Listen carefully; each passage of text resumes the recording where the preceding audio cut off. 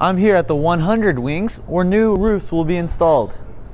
And be sure to check out my review of 11/22/63, as well as my review of Macklemore's new album, This Unruly Mess I've Made. Student Claire McCaig won a $5,000 art scholarship. All this and more on an all-new TigerCast News, March 11th, 2016. From Eye of the Tiger, this is TigerCast News. Broadcasting from Studio 403 at Roseville High School. Good morning and welcome to an all-new TigerCast News. I'm Billy Menard. And I'm Corey Karstens. The class of 2016 broke the record for local scholarship applications. We go to Alonzo Alcacer for more on the story. The College and Career Center received 1,439 scholarship applications this year, breaking the record from last year's senior class by 10 applications.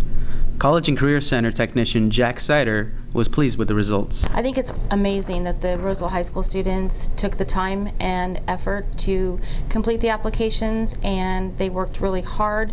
Anytime that we can increase the number of applications to the program increases our odds of receiving the awards. Sider credits faculty cooperation, wider availability, and better advertisement of the scholarship opportunities for the record break. I think more students turned in applications this year because the teachers did a great job of welcoming me into their classrooms so that I could share the program with the students personally. The fact that the applications are available through Naviance on our website and in the Career Center gave the students many vehicles to come and get the applications, to complete them and submit them. So the whole process was a lot easier, I believe. Senior Jared Bechtold felt that he had more time to fill in applications. I have to keep thinking about setting time aside for scholarships. Luckily though, in my AVID class, they actually give us time to do scholarships like each Monday, Wednesday, and Friday, so I had a lot more time to work on it then, and I was able to get some done. Some scholarships require more effort on the application, such as essays, which limited the amount of those applications turned in. I only really worked on ones that I could easily apply to. I probably could have done a couple more because they had special essays and I just didn't have time set aside for it, so it kind of limited me to what scholarships I could do. Mrs. Sider encourages students to visit Naviance online and look at outside and national scholarships. The roofs on the 100 and 200 wings are due for a replacement.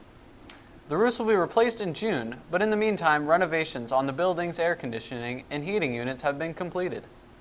The roof, I think, that's on this building is original to the building. So it's been growing moss since I started in the building about 97. We've had lots of problems with the roof too. So the roof would leak in various places along one side of 101 and then just into the classroom onto cupboards and wooden cupboards and cabinets and onto the artwork. And then we also had lots of leaking inside the storage room between 100 and 101. The buildings won't start renovations until this summer. Freshmen, sophomores, and juniors interested in being a class officer for your class will need to get a form in room 606. Applications are due by March 16th, and the student government class is not required to be a class officer. We come to you with an update on a story we covered last week. Last week, Lindsay Parker announced she will be leaving Roseville High School for an assistant principal position at Antelope High School. We received an update from Parker this week stating she will be leaving sometime in the week of April 11th. It looks like I'll be leaving for Roseville and going over to Antelope High School in mid-April. You know, it's hard to think about leaving Roseville mid-year, especially right now because we're so busy with activities, you know, and the senior class. I'm really close to a lot of the seniors, and so I don't like the idea of leaving before they're done, right? I want to finish with them. At the same time, I'm really excited to get over to Antelope and start this new position. Parker's position has been posted on the EdJoin website in an effort to find a replacement as soon as possible. We now go to Josh Carson and Jason Russell with sports.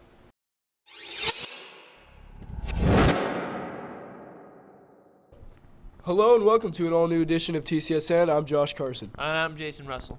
The Roseville High School girls softball team ended last season with a 16-9 overall record and an 8-6 league record. Despite failing to make the playoffs last year, Megan Anderson believes that they can have a turnaround season this year. Personally, I expect a lot out of us. We have a lot of talent and we have a good connection with each other. We have really good chemistry. I think if we continue to work hard and continue to work, I think we're going to go all the way and get a ring. The girls softball team will be playing against Lowry High School at 10:45 a.m. today. Girls soccer has started and the expectations are high this season for the girls varsity soccer team who made playoffs last year. However, this year's team is composed differently with an influx of underclassmen. Haley Lochran and Jessica Vanderhagen are excited about the new talent on the team. I think this year we're going to be better than last year because we have 8 freshmen and 5 sophomores, and it's a lot of youth, but we've all been playing at really high levels, and I think we have 5 FC Sporting girls, and all of the freshmen are Cal Blues, so we all have a lot of chemistry together playing, so I think we're going to do pretty good.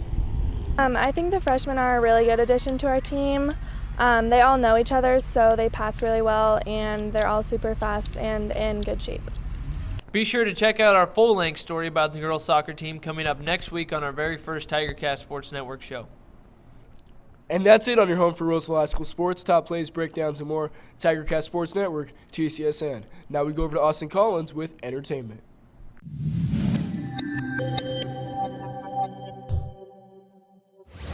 Thanks, Josh. 11/22/63 began streaming on Hulu on February 15th. The show is an adaptation of the famous Stephen King novel. James Franco stars as Jake Epping, a high school English teacher who gets a little more than he bargains for when he discovers his favorite diner is home to a mysterious time-traveling rabbit hole, which takes him back to October 20th, 1960. The owner of the diner, played by Chris Cooper, convinces him to utilize the rabbit hole to prevent the assassination of John F. Kennedy, leading to a world of action, adventure, and mystery. James Franco easily gives us one of the best performances yet. His believable dialogue conveys a sense of realism in Franco's character. He isn't some machine gun wielding action hero. He's a real person with an authentic personality that makes him extremely likable. But then again, how could you not like James Franco? For all of these reasons, I'm giving 11/22/63 5 out of 5 stars. Macklemore and Ryan Lewis finally released an album, This Unruly Mess I've Made, to follow up the jaw-dropping success of 2012's The Heist. Honestly, Macklemore is one of my favorite artists as of now.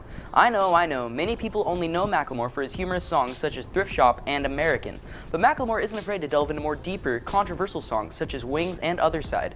He brings the same balance of humor and morality to the table in his new album, with songs like White Privilege Part 2, a sequel to the original White Privilege a few years back, and Kevin, which warns of the dangers of substance abuse. Ryan Lewis is a great producer, and his chemistry with Macklemore is unparalleled in the industry.